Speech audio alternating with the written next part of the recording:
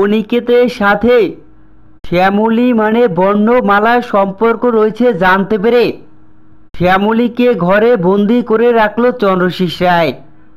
বিস্তারিত সম্পূর্ণ জানতে হলে ভিডিওটি না টেনে দেখতে থাকুন শেষ পর্যন্ত।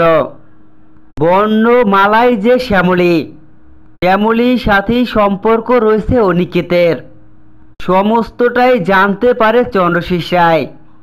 চন্দ্রশীষ রায় তার বোনের কাছ থেকে সবটা জানতে পেরে প্রচণ্ড ক্ষিপ্ত হয়ে যায়। এদিকে অনিকেত শ্যামলীর কাছে ছুটে এসে শ্যামলীর মুখ থেকে আসল সত্যিটা জানতে চায়।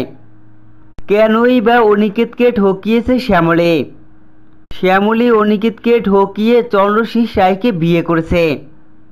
দেখা যায় তখনই শ্যামলী অনিকেতকে সমস্ত ঘটনা খুলে বলে। চন্দ্রশীষ রায়কে বিয়ে করার আসল কারণ জানালে তখনই অনিকেত শ্যামলীকে নিয়ে পালিয়ে যাওয়ার সিদ্ধান্ত নেয়। অনিকেত শ্যামলীকে ধরে বলতে লাগে, শ্যামলী, আপনাকে আমি এখন এখান থেকে নিয়ে যাব। ঠিক তখনই দরজা এসে নক করে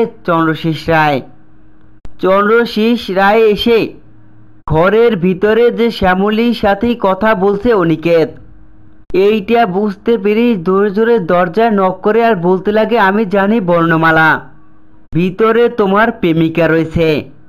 এই বলে দরজা ভেঙে ভিতরে ঢুকে পড়ে চন্দ্রশীষ রায়। তখনই সেখান থেকে জানলা দিয়ে পালিয়ে যেতে লাগে অনিকেত পালিয়ে যেতে লাগে। আর তখনই চন্দ্রশীষ রায় অনিকেতকে লক্ষ্য করে গুলি ছোড়ে। আর এরপরে চিৎকার করে ওঠে শ্যামলী।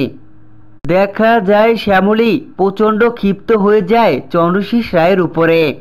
তখনই দেখা যায় চন্দ্রশীষ রায় শ্যামলীকে টানতে টানতে একটি ঘরের সামনে নিয়ে আসে। ঘরের সামনে নিয়ে এসে ঘাড় ধাক্কা দিয়ে ঘরের দরজার ভিতরে ফেলে শ্যামলীকে ঘরের ভিতরে আটকে রাখে চন্দ্রশীষ রায়।